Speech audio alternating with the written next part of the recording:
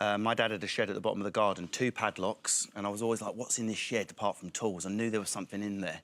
So I worked out where he kept the key, and I knew he was going to be out all day. And my friends Wayne and Dan, we came over, and it was like worrying, like four drawer deep of vintage 70s and 80s porn.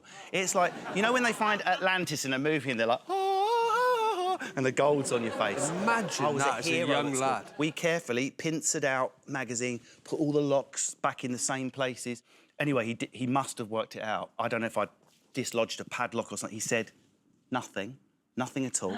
And I went to open the padlock, and I just saw in the recess of the drawer... This is the second time you've gone there? This is about the 4th or 5th time now.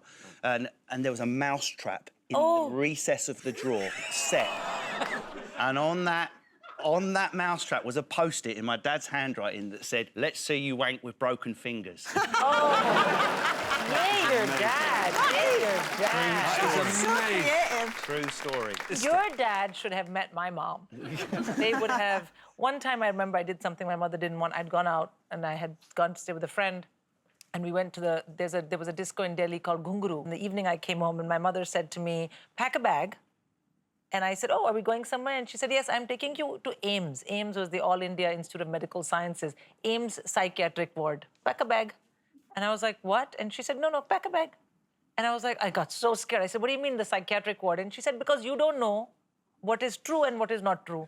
For you, true is staying in the friend's house. But then you are in Ghunguru, so that is also true for you, so you are psycho." Oh, my God. Wow. I got so scared, and she was like, "So if you don't know what is right from wrong, I must lock you up. Come on." I went running for my dad. "Dad!"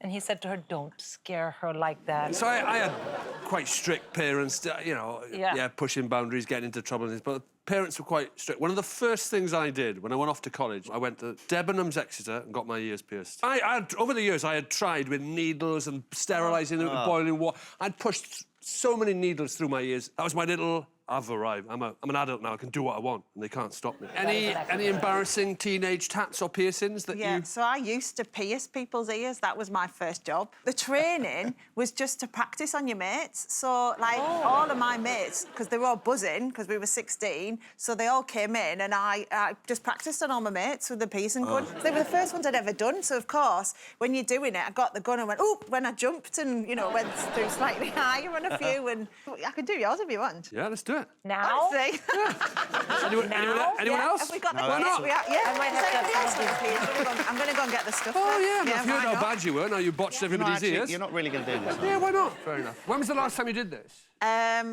About 25 years. How old am I? Yeah, about 20 years ago. What about Prince Albert for Russell? Well, I was going to say, we need the David Attenborough macro lens if you want to bring it in. You know the one they used to film ladybirds with? I started regretting this a couple of minutes ago. Yeah, well... Why?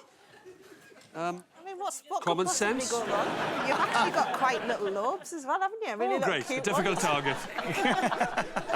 Like I can't feel that. Yeah, and now I'm just going to get...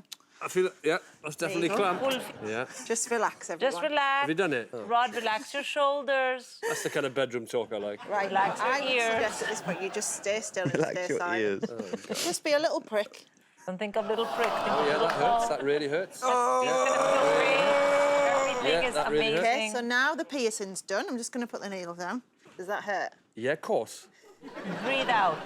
Yeah, OK. Of course it hurts. You don't know what you're doing. Ow! Hey, we're done. We just need to screw your ball on.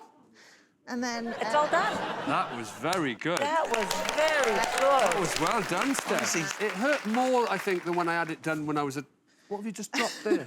Just dropped the ball. It's because it's... Back in the day, we didn't wear gloves and that. We weren't bothered about health and safety. There it is. It's so reassuring, all this. Don't sterilise that, it'll be fine. Pick it off the floor. Yeah, just pick it up off the floor, pop it on the back there by the blood. Wow. Right, can I just check that is the one you've just dropped on the floor that you put it on my bleeding ear? Yeah, and I've just sanitised it. Now, this might sting a little bit because you'll feel... spoiled. You're spoiling me. OK, right, I've got it on. Here we go. I'll just twist it round. It is bleeding a little bit, but that's all right, isn't it? It's a good sign. It means you're alive. Yeah, it's the infection coming out. Yeah, infection. There we go. Done. Hey, well done. And I give that to you, Rod. Well done. Why You I'm were applauding amazing. that bot's job. I think that looks... You know what? say, It's Rod. not that. It's Rod, I not, can't see it. considering you haven't done it for a long time.